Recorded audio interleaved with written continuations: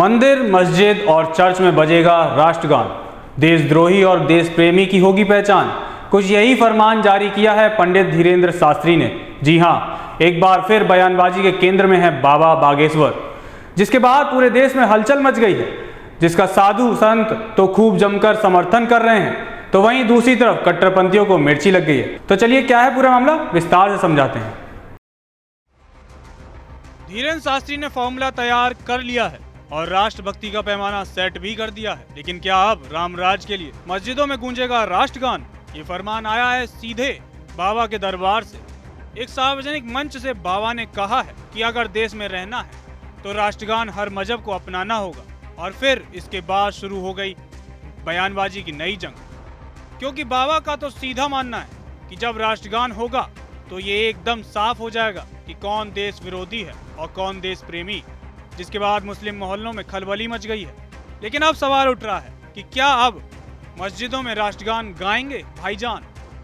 धीरेन्द्र शास्त्री देश को हिंदू राष्ट्र घोषित करने के पक्षधर हैं। राष्ट्रगान उसी कड़ी का अगला कदम हो सकता है। राष्ट्रवाद को लेकर बाबा बागेश्वर हमेशा से ही मुखर रहे हैं, फिर चाहे वो बांग्लादेश में हुए हिंदुओं पर अत्याचार हो या फिर पहलगाम का आतंकी हमला, इन्होंने हमेशा डंके की चोट पर अपनी बात रखी है। तो वहीं अब बाबा बागेश्वर के इस फॉर्मूले में दो खांचे बनाए गए हैं, एक देशभक्ति के लिए और दूसरा देशद्रोहियों के लिए। देशभक्त वाले खांचे में राष्ट्रगान बजेगा और जो देशद्रोही होंगे वो राष्ट्रगान के बजने का विरोध करेंगे। बाबा बागेश्वर का मतलब साफ है कि देशभक्ति सिर्फ दिलों में नहीं होनी चाहिए, उसको अभिव्यक्त करने के लिए मंदिर, मस्जिद और चर्च में राष्ट्रगान बजना चाहिए। बाबा बागेश्वर ने कहा कि राष्ट्र और राम दोनों साथ साथ चलना आवश्यक है। राम ही राष्ट्र है, राष्ट्र ही प्रभु श्री राम है, दोनों एक दूसरे के पूरक है। इसलिए राष्ट्रभक्ति के प्रति प्रत्येक भारतीय का कर्तव्य है अपना समर्पण दिखाएं। और भारत के गिरजाघरों में, मस्जिदों में, देवालय मंदिरों में हमारा ऐसा मानना है कि राष्ट्रगान बजना चाहिए। सप्ताह में एक बार तो कम से कम बजना ही चाहिए,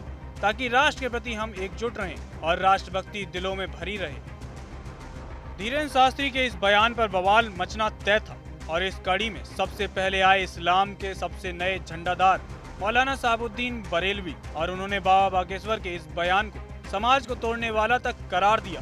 मौलाना ने कहा कि मंदिर, गुरुद्वारा, चर्च में कभी भी राष्ट्रगान नहीं गाया गया है और आज एक नई उपज पैदा कर रहे हैं। उन्होंने ये भी कहा था कि जो राष्ट्रगान नहीं पढ़ेगा वो देशद्रोही है। उन्होंने भारत के लोगों को ऐसे अंदाज में देशद्रोही करार दें, इस वजह से ये इस तरह की बातें करते हैं जो समाज को तोड़ने वाली हो और देश को कमजोर करने वाली बातें हैं। गौरतलब है कि चर्च में राष्ट्रगान बजे तो दिक्कत नहीं, मंदिर में राष्ट्रगान बजे तो सनातनियों को कोई परेशानी नहीं, तो फिर मस्जिद में राष्ट्रगान बजने के नाम से भाईजान इतना ज्यादा क्यों भड़क जाते हैं? मतलब एकदम साफ है कि बाबा बागेश्वर का ये बयान भाईजान को बिल्कुल भी पसंद नहीं आया है। लेकिन भाईजान चाहे कितना ही क्यों ना रूठ जाएं, बाबा बागेश्वर का विजन एकदम क्लियर है। आंखें देश को हिंदू राष्ट्र बनाने पर टिकी है और इसी के लिए 7 नवंबर से 16 नवंबर तक दिल्ली से वृंदावन तक पद यात्रा भी करने जा रहे हैं, जो कि 140 किलोमीटर लंबी होगी। बाबा बागेश्वर ये चाहते हैं कि देश हिंदू राष्ट्र बने और इसके लिए एक मंत्र भी दिया है और वो है 24 घंटे में 1 घंटा तुम्हारा, हिंदू राष्ट्र हमारा।